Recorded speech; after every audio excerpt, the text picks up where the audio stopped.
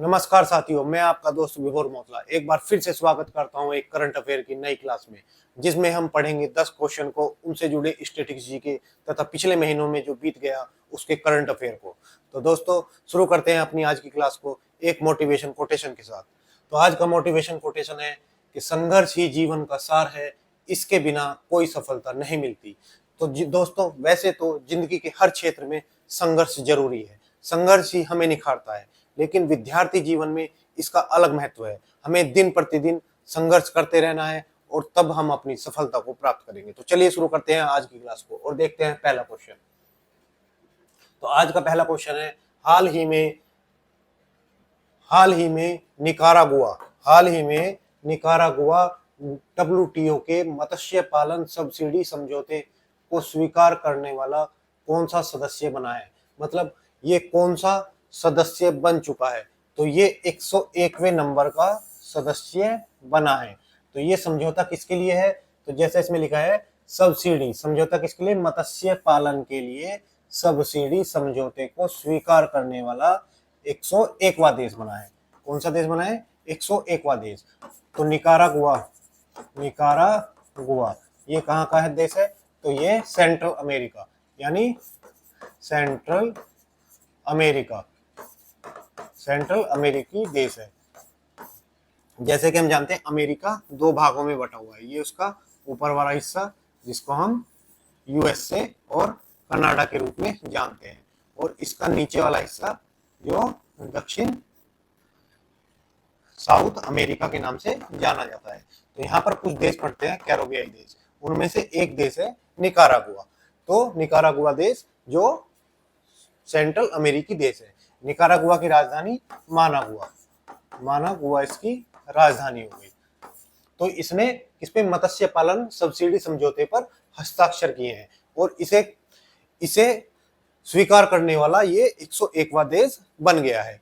अगर हम बात करें ये मत्स्य पालन समझौता है क्या, सब्सिडी समझौता, तो ये समझौता समुद्र में संसाधन का संरक्षण और स्थिरता को बनाए रखना है।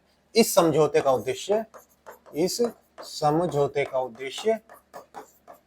क्या है, तो इसका उद्देश्य है कि समुद्र में, क्योंकि मछली कहां पे पकड़ी जाती है, समुद्र में, तो समुद्र में संसाधन संरक्षण, समुद्र के संसाधन संरक्षण संसाधनों का मतलब जो उसमें संसाधन पाए जाते हैं उनका संरक्षण करना और स्थिरता को बनाए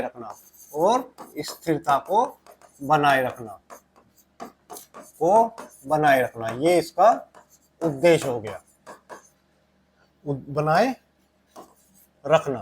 तो ये क्या हो गया, इसका उद्देश्य हो गया, ठीक है। और इसके में इस संसाधन को सुरक्षा रखने में के लिए क्या करना होगा, तो अवैध, अनियंत्रित और आपत्तिजनक मत्स्य मतलब जो समुद्र से क्या होता है, माइनिंग होती है, यानी समुद्र से जो मछली संसाधन और जो अवैध क्या होता है, दोहन होता है, समुद्री संसाधनों का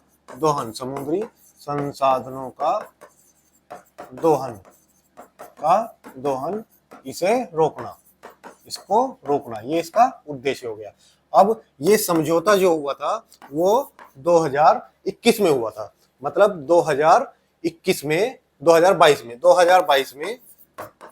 WTO की बैठक 12वीं बैठक कहाँ हुई, 12वें नंबर की बैठक जिनेवा में हुई, और जिनेवा में ये समझौता लाया गया, पेश किया गया इस पर।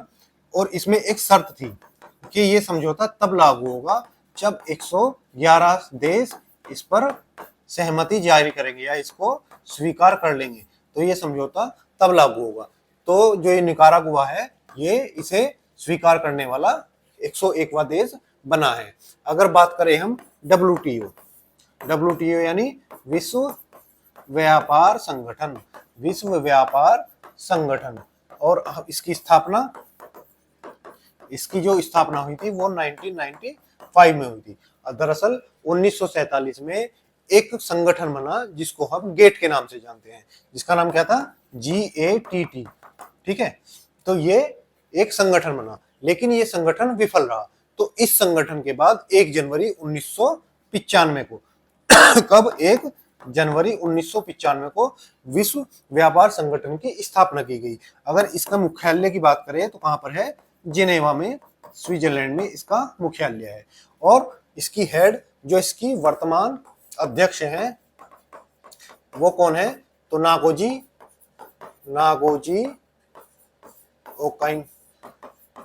ओकांजी अबेला, ये इसकी क्या है, अभी वर्तमान में अध्यक्ष हैं। तो ये WTO के बारे में आपने पढ़ा। तो गेट जो 1947 में बना, उसके स्थान पर 1 जनवरी 1995 को ये लागू किया गया। नेक्स्ट क्वेश्चन देखते हैं। तो ये है हमारी, और ये निकारागुआ की प्रतिनिधि जिन्होंने ये स्वीकृति दी। अब कुछ पिछले महीने के रिवीजन क्वेश्चन। निम्नलिखित में से किस देश ने 2025-26 के कार्यकाल के लिए एशियाई उत्पादक संगठन APO की अध्यक्षता किसने संभाली थी? ये भारत ने संभाली थी। ठीक है, हाल ही में केंद्रीय गृह मंत्री अमित शाह ने किस राज्य में 13 तुझको अर्पण ये लॉन्च किया है? तो ये अपने गृह राज्य गुजरात में इन्होंने लॉन्च किया है। हाल ही में किसने साइबर धोखाधड़ी रोकथाम के लिए वित्त धोखाधड़ी जोखिम सांकेतक लॉन्च किया है? तो ये सांकेतक जो लॉन्च किया है, ये दूरसंचार विभाग ने किया है। दूरसंचार विभाग द्वारा ये सांकेतक लॉन्च किया गया है। प्रधानमंत्री श्रम योगी मानधन SYM योजना किस मंत्रालय द्वारा प्रसारित है? तो यह है श्रम व रोजगार मंत्रालय द्वारा प्रसारित है। अगला क्वेश्चन देखें। तो बांग्लादेश ने हाल ही में, हमारा जो एक पोता है बांग्लादेश, उसने हाल ही में जारी की गई नई करेंसी में किसका चित्र हटा दिया है? तो हमारे पड़ोसी बांग्लादेश ने इनके आजादी के नायक शेख मुजीबुर रहमान का फोटो अपने करेंसी नोट से हटा दिया है। जैसे हमारे यहाँ नोट पर गांधी जी का फोटो होता है, ऐसे ही इनके यहाँ किसका फोटो था? शेख मुजीबुर रहमान का। जब बांग्लादेश पाकिस्तान से अलग हुआ, कब? 1971 में। तो यहाँ पर एक सेना बनी जिसको हम मुक्ति वाहिनी के नाम से जानते हैं, मुक्ति वाहिनी। तो इसका जो अगुवाई की थी वो शेख मुजीबुर रहमान ने की थी। शेख मुजीबुर रहमान ने इसकी अगुवाई की थी, और इनकी अगुवाई में भारत ने 1971 में इनका सपोर्ट करते हुए इसको बांग्लादेश के रूप में बदल दिया। ये पहले कहलाता था पूर्वी पाकिस्तान। 1971 में भारत की मदद से क्या बना? बांग्लादेश बना। और भारत इसे मान्यता देने वाला भी पहला देश था कि हमने बांग्लादेश बना दिया, और बांग्लादेश को देश के रूप में मान्यता सबसे पहले भारत ने दी। तो शेख मुजीबुर रहमान की फोटो इन्होंने इस पे से हटा दी है। अब इसके स्थान पर इन्होंने जो फोटो लगाई है उनमें प्राकृतिक स्थल हैं, हिंदू और बुद्ध जो मंदिर हैं उनके फोटो इस पर लगाए हैं। बाकी पुरातात्विक स्थलों के फोटो लगाए हैं। तो इन्होंने इनके स्थान पर प्राकृतिक दृश्यों के और पुरातात्विक स्थल और हिंदू व बौद्ध मंदिरों के फोटो लगाए हैं। यानी इन्होंने किसी भी व्यक्ति का फोटो इस पे नहीं लगाया है। इन्होंने कहा है कि हम व्यक्ति का फोटो नहीं लगाएंगे, हम देश की संस्कृति को आगे बढ़ाएंगे और इसका ही फोटो लगाएंगे। ठीक है, अभी यहाँ पर 2024 में जो यहाँ की PM थी, इनकी बेटी थी, उनका नाम क्या था? शेख हसीना जी को अभी इन्होंने क्या कर दिया? गद्दी से हटा दिया। अब यहाँ पर एक अंतरिम सरकार है, अंतरिम सरकार लागू है। सरकार चल रही है और जिसके मुखिया कौन है, मोहम्मद यूनिस। मोहम्मद यूनिस इसके कार्यकारी अध्यक्ष बने हुए हैं। यानी जब तक कोई सरकार नहीं बन जाती तब तक ये एक सलाहकार की भूमिका में रहेंगे। सलाहकार क्या, यही देश चला रहे हैं अभी, ठीक है। तो ये यहाँ पर बन गए हैं।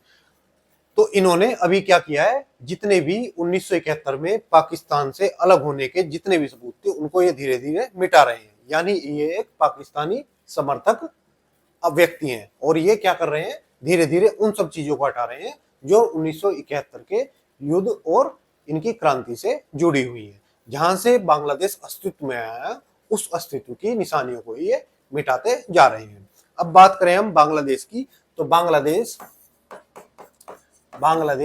भारत के पूर्व में स्थित है और इसकी राजधानी क्या है, तो इसकी राजधानी ढाका है। ढाका इसकी राजधानी है। अगर बात करें इसकी मुद्रा की, तो मुद्रा इसकी टका है, जहां से इन्होंने फोटो हटाया। भारत और बांग्लादेश के बीच जो युद्ध अभ्यास होते हैं तो कौन कौन से हैं, तो भारत और बांग्लादेश के बीच युद्ध अभ्यास, होने वाले युद्ध अभ्यास, एक संप्रीति है, संप्रीति, और एक बोंगो सागर, और एक जो तीसरा अभ्यास है वो है कॉर्पेट। ये 3 अभ्यास भारत और बांग्लादेश के बीच होते हैं। अभी सातवीं जो हमारी बिम्स्टेक है उसकी अध्यक्षता कौन करेगा, तो बांग्लादेश करेगा। बांग्लादेश इसकी अध्यक्षता करेगा, ठीक है। बांग्लादेश किसकी अध्यक्षता करेगा, तो बिम्स्टेक की अध्यक्षता करेगा। और ये घोषणा कहाँ हुई, तो ये 6वीं जो इनकी बैठक हुई है वो कहाँ, बैंकॉक में, वहां पर ये घोषणा हुई कि अगली अध्यक्षता कौन करेगा, ढाका करेगा, यानी बांग्लादेश करेगा। देखते हैं आगे। तो ये इनके करेंसी नोट है जिस पर इन्होंने अभी क्या किया है, ये सब चित्र लगा दिए हैं। यहाँ पर देखिए, यहाँ पर इनके मुजीबुर रहमान का फोटो था, यहाँ पर ये मंदिर, बौद्ध मठ और पुरातत्व जितने भी साक्ष्य हैं उनके फोटो जो इनकी देश को रिप्रेजेंट करते हैं वो सब लगाए हैं। यानी ये लगाने का एक ही मकसद है कि मुजीबुर रहमान या 1971 से जुड़े जितने भी इनके सबूत थे उनको मिटा देना। मालाबार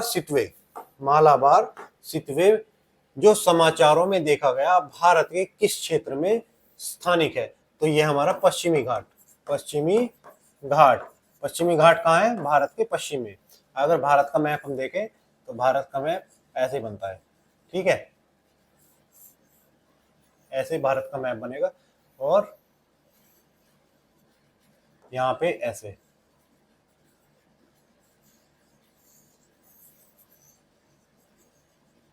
ये भारत का मैप हो गया।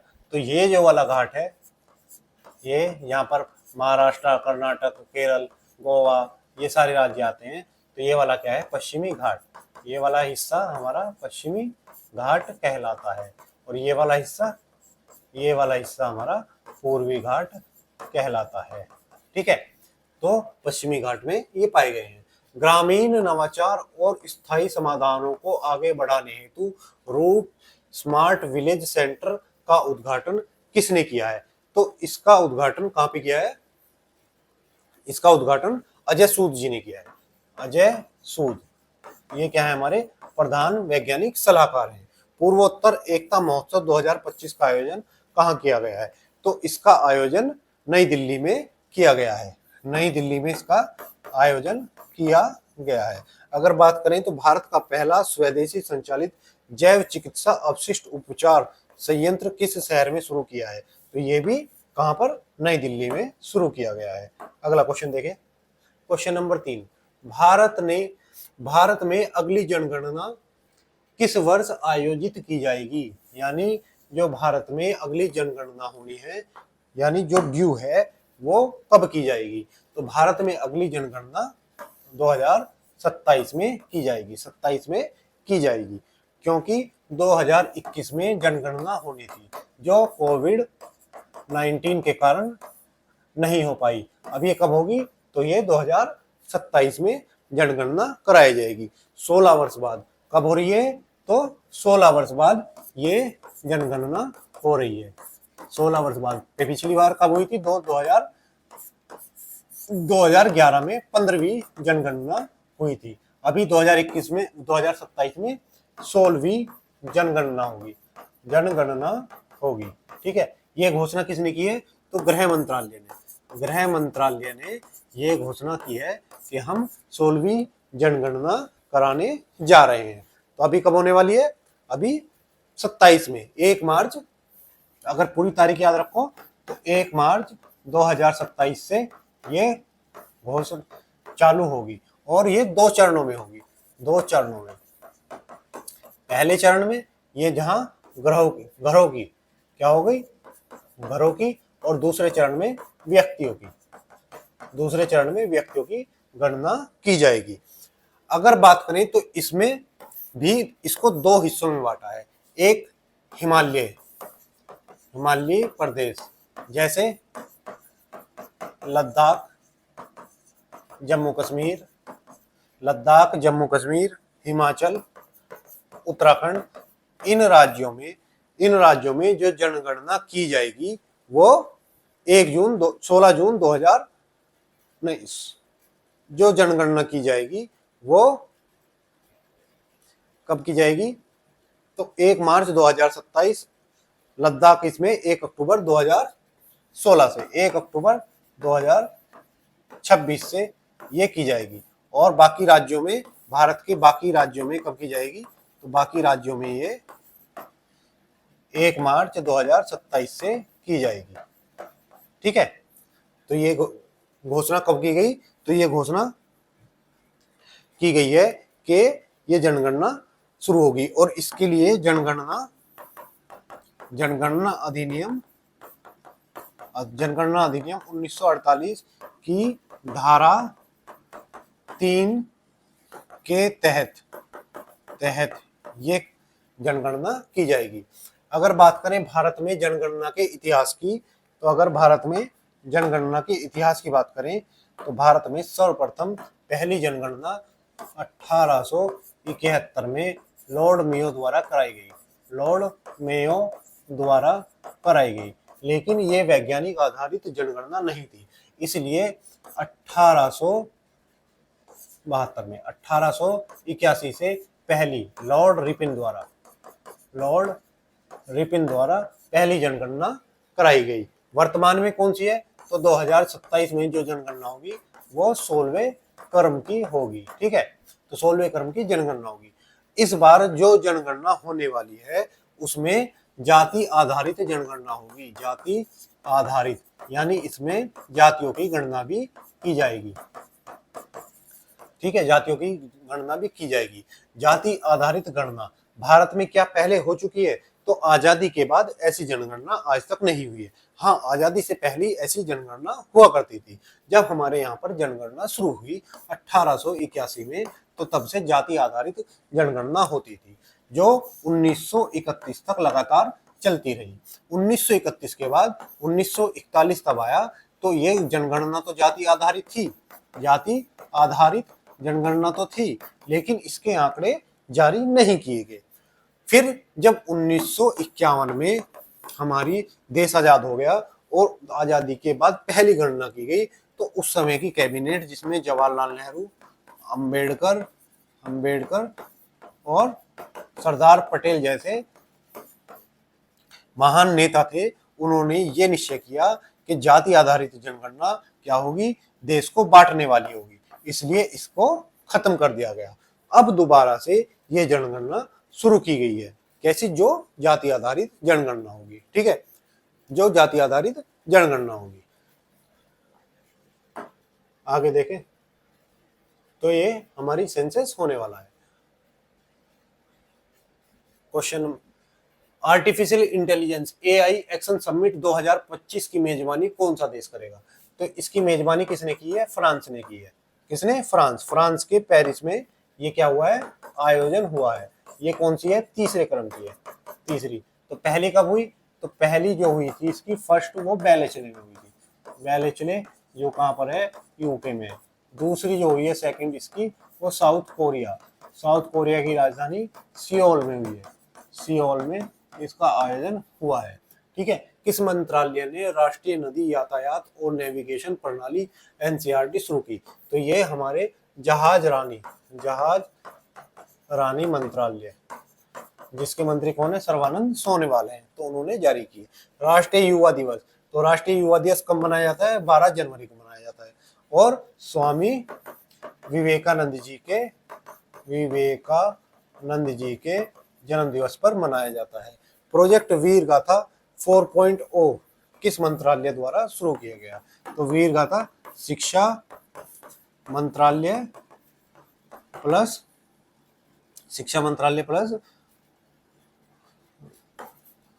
रक्षा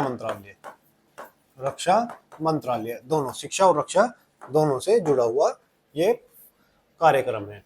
हाल ही में राजस्थान के किन 2 आर्द्र भूमियों को हाल ही में रामसर साइट घोषित किया गया है?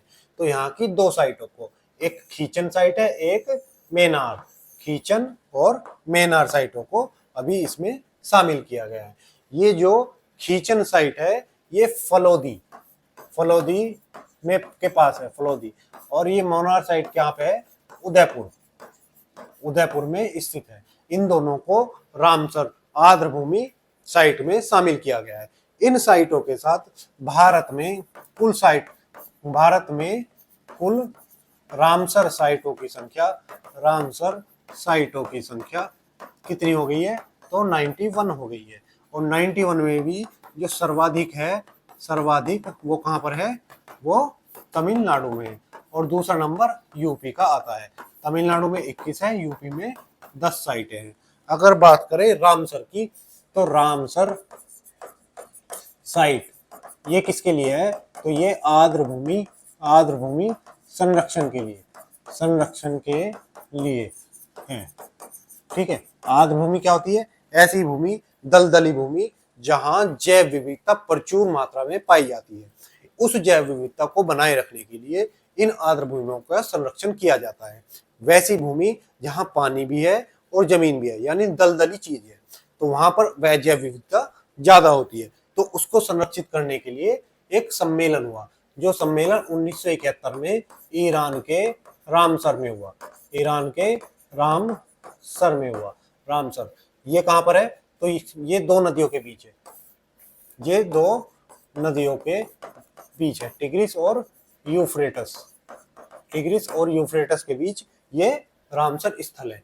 तो रामसर स्थल पर जो कन्वेंशन हुआ उसको हम रामसर कन्वेंशन के नाम से जानते हैं। अगर बात करें रामसर कन्वेंशन की, तो भारत इसमें शामिल कब हुआ?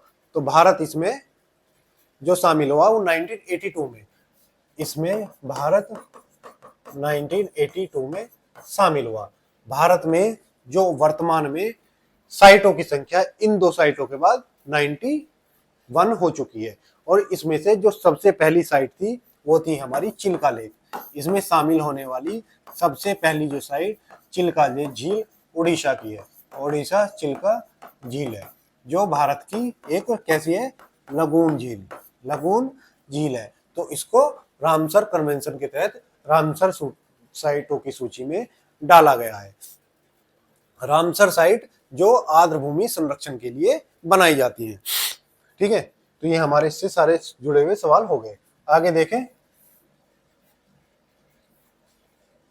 तो राष्ट्रमंडल देशों की संसद के अध्यक्षों और पीठासीन अधिकारियों के 28वें सम्मेलन का मेजबान देश कौन सा है? तो इसका मेजबान देश भारत होगा। भारत क्या होगा? इसका मेजबान देश होगा। नीति आयोग की 10वीं गवर्निंग काउंसिल बैठक की अध्यक्षता किसने की है? तो ये पीएम मोदी जी ने इसकी अध्यक्षता की है। नीति आयोग जिसकी स्थापना 1 जनवरी 2015 को की गई थी। किसके स्थान पर? योजना आयोग के। और इसके अध्यक्ष कौन होते हैं? इसके अध्यक्ष भारत के प्रधानमंत्री होते हैं। हाल ही में इसकी 10वीं गवर्निंग काउंसिल की बैठक में पीएम मोदी ने अध्यक्षता की। और इसी में ही घोषणा हुई थी कि भारत जापान को पिछाड़कर, जापान को पीछे छोड़ चौथी सबसे बड़ी अर्थव्यवस्था बन गया। चौथे सबसे बड़ी अर्थव्यवस्था बन गया। तो ये घोषणा भी यहीं से हुई। प्रतिष्ठित सर गॉरफील्ड सोबर्स ट्रॉफी से किस भारतीय क्रिकेट खिलाड़ी को सम्मानित किया गया है? तो हमारे जसप्रीत बुमराह इनको सम्मानित किया गया है। अंतरराष्ट्रीय सरस्वती समारोह का आयोजन कहाँ हुआ है? तो ये हरियाणा में हुआ है। अगला क्वेश्चन देखते हैं। क्वेश्चन नंबर 5, हाल ही में प्रधानमंत्री संग्रहालय एवं पुस्तकालय के निदेशक के रूप में किसे नियुक्त किया गया है? तो इसको निदेशक के रूप में जो नियुक्त किया गया है उस व्यक्ति का नाम है अश्वनी लोहानी। अश्वनी लोहानी क्या है? वो व्यक्ति हैं जिनको प्रधानमंत्री संग्रहालय और पुस्तकालय के निदेशक के रूप में नियुक्त किया गया है। इससे पहले ये एयर इंडिया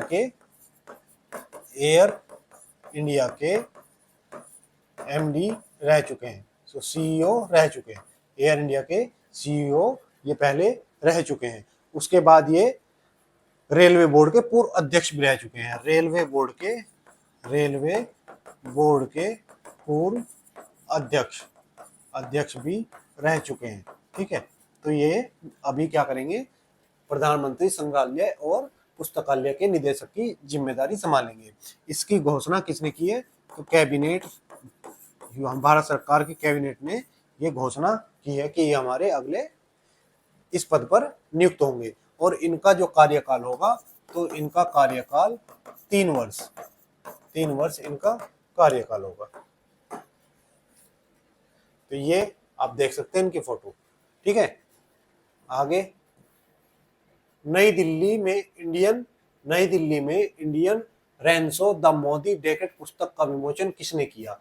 तो ये अमित शाह जी ने किया। अमित शाह जी ने इस पुस्तक का विमोचन किया है।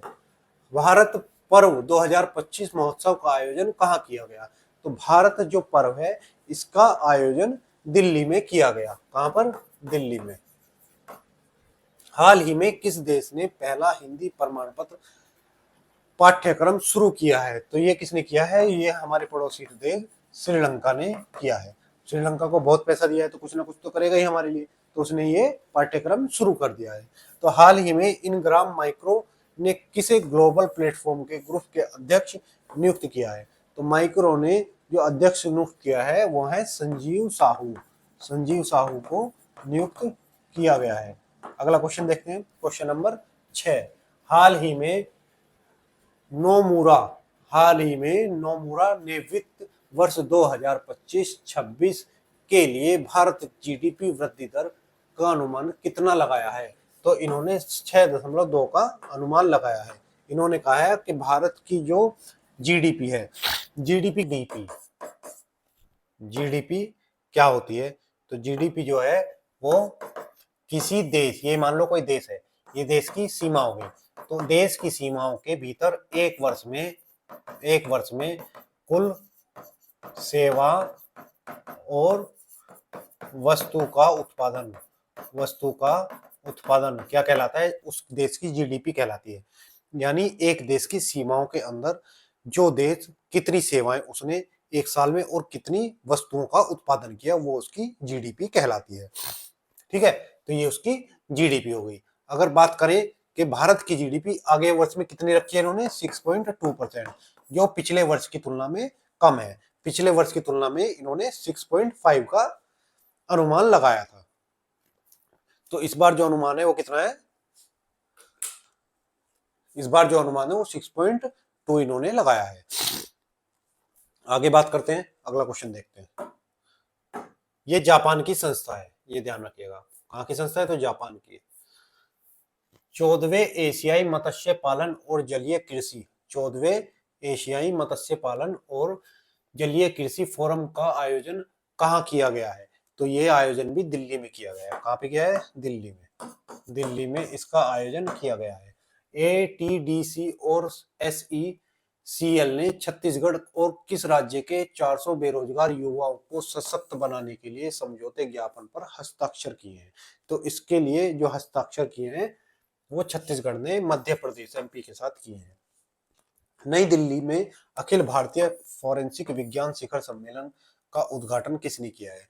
तो नई दिल्ली में ये जो उद्घाटन हुआ है वो अमित शाह जी द्वारा हुआ है। अमित शाह ने ये उद्घाटन किया है। अगर बात करें तो अनुसूचित जाति संरक्षण वर्गीकरण अधिनियम 2025 को किस राज्य सरकार द्वारा लागू किया गया? तो तेलंगाना सरकार द्वारा लागू किया गया। अगला क्वेश्चन देखें, क्वेश्चन नंबर 7। क्वेश्चन नंबर 7 क्या कहता है इसका? तो 2025 में दुनिया का सबसे बड़ा ड्रैगन फ्रूट उत्पादक देश कौन सा है? एक फ्रूट होता है ड्रैगन फ्रूट, तो उसका उत्पादक जो सबसे बड़ा देश है वो वियतनाम है। तो वियतनाम सबसे ज्यादा क्या करता है? सबसे ज्यादा विश्व में सबसे ज्यादा ड्रैगन फ्रूट का उत्पादन करता है। ठीक है। इसके बाद जो दूसरा नंबर आता है वो चीन का आता है। चीन इसमें उत्पादन में दूसरे नंबर पर है। तीसरे नंबर पर इंडोनेशिया आता है। और इंडोनेशिया के बाद जो देश आता है वो है थाईलैंड। चौथे नंबर पर थाईलैंड है। थाईलैंड चौथे नंबर पर और पांचवें नंबर पर ताइवान है। अगर बात करें वियतनाम की तो इसकी राजधानी हनोई है और इसकी मुद्रा क्या है इसकी? तो डोंग इसकी मुद्रा है। ठीक, आगे देखते हैं क्वेश्चन। तो ये रहा ड्रैगन फ्रूट। ड्रैगन देखने में डर लग रहा है, देख ऐसा है ड्रैगन फ्रूट। नव वर्ष की शुरुआत के रूप में कहा विश्व संक्रांति और पान संक्रांति मनाई गई? तो ये कहाँ मनाई गई? उड़ीसा में ये मनाया जाता है। आईसीसी पुरुष क्रिकेट समिति के अध्यक्ष के रूप में किसे पुनः चुना गया है? तो हमारे सौरभ गांगुली दादा गांगुली को बनाया गया है। विश्व दूरसंचार दिवस 2025 की थीम क्या थी? तो इसकी जो थीम थी वो थी डिजिटल परिवर्तन के साथ लैंगिक समानता। डिजिटल परिवर्तन के साथ लैंगिक समानता ये इसके साथ। पूर्वोत्तर भारत के किस राज्य में सिरोही लिली महोत्सव मनाया गया? तो सिरोही लिली जो महोत्सव है ये हमारे मणिपुर में मनाया जाता है। कहां पर? मणिपुर में मनाया जाता है। अगला क्वेश्चन देखते हैं, क्वेश्चन नंबर 8। विश्व पर्यावरण दिवस किस तारीख को मनाया जाता है? तो विश्व पर्यावरण दिवस 5 जून को मनाया जाता है। क्यों मनाया जाता है? क्योंकि 5 जून 1972 को स्टॉकहोम सम्मेलन हुआ था। किसके लिए? ये किससे संबंधित है? तो पर्यावरण संरक्षण से संबंधित सम्मेलन। तो इसलिए 5 जून को हम क्या मनाते हैं? 5 जून को हम पर्यावरण दिवस के रूप में मनाते हैं। और ये मनाया किसके द्वारा जाता है? तो UNEP, United Nation Environment Programme, संयुक्त राष्ट्र पर्यावरण प्रोग्राम के द्वारा मनाया जाता है। जो कहां पर है इसका मुख्यालय? तो इसका हेड ऑफिस जो है वो नैरोबी में है। नैरोबी कहां पर है? तो नैरोबी केनिया में। केनिया की राजधानी नैरोबी है। और अगर इसके बात करें तो ये जितने भी पर्यावरण से जुड़े काम होते हैं वो यूएनईपी यानी यूनाइटेड नेशन के एनवायरनमेंट प्रोग्राम के द्वारा किए जाते हैं। तो ये हमारा आज दिवस हो गया 5 तारीख को। अब ये हुआ कब था? तो इसकी शुरुआत पहली बार 1973 में, इसे मनाने की पहली बार शुरुआत 1973 में, क्योंकि 72 में तो हमारा सम्मेलन हुआ, तो अगले साल से हमने इसको मनाना शुरू कर दिया। कब से? तो 1973 से मनाना शुरू कर दिया है। ठीक है, अगला क्वेश्चन देखते हैं।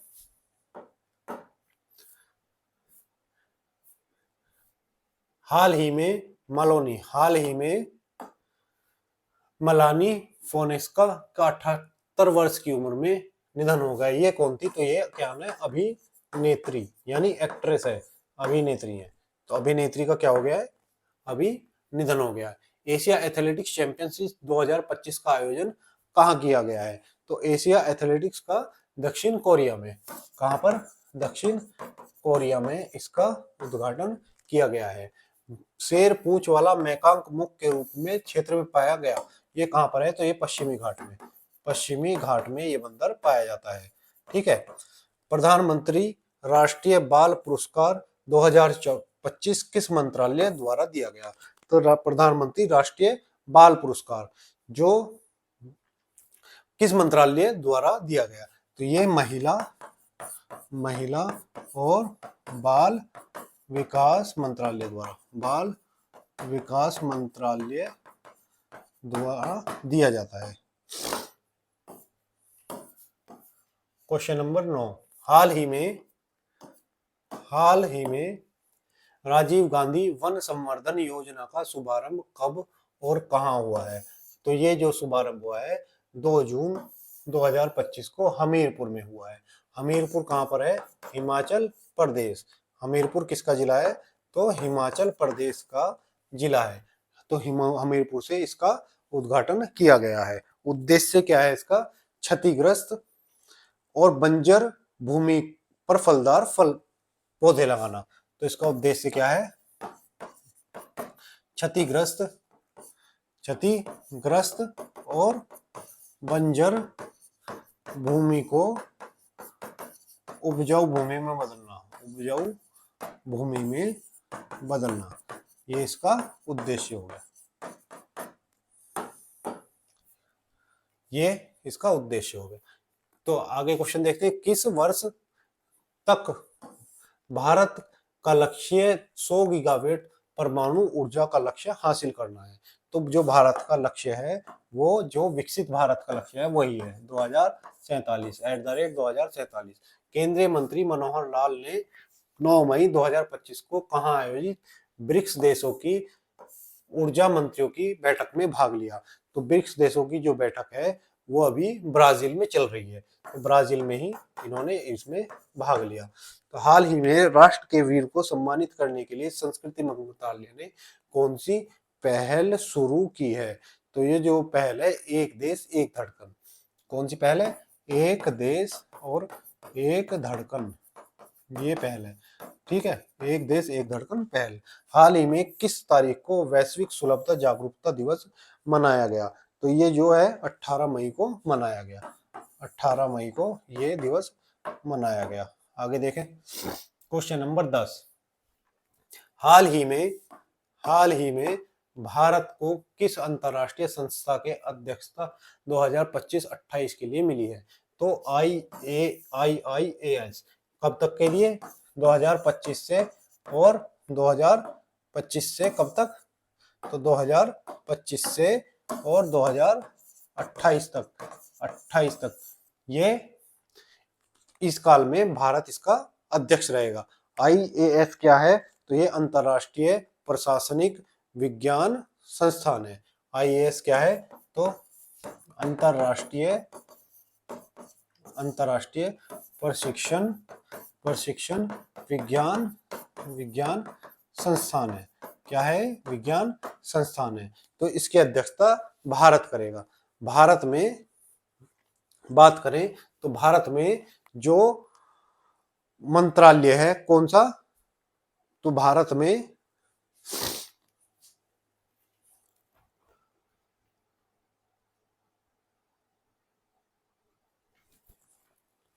तो अंतरराष्ट्रीय प्रशासनिक विज्ञान संस्थान है। अगर बात करें इसकी स्थापना की तो 1930 में इसकी स्थापना हुई।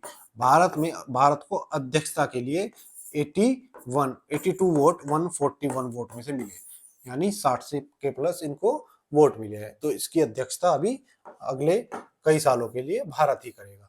ठीक है, तो ये थी आज की हमारी क्लास जिसमें हमने 10 महत्वपूर्ण क्वेश्चनों को जाना जो आपकी परीक्षा के लिए बहुत उपयोगी है। तो दोस्तों आशा करते हैं आपको ये हमारा प्रयास पसंद आया होगा। तो कृपया चैनल को ज्यादा से ज्यादा शेयर करें और हमारी वीडियो को लाइक करें। धन्यवाद।